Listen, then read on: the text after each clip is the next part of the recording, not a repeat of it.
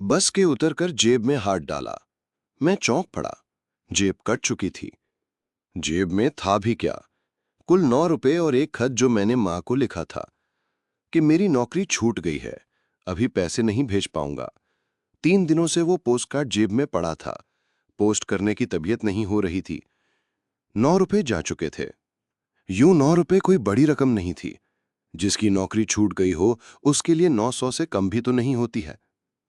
कुछ दिन गुजरे। मां का खत मिला।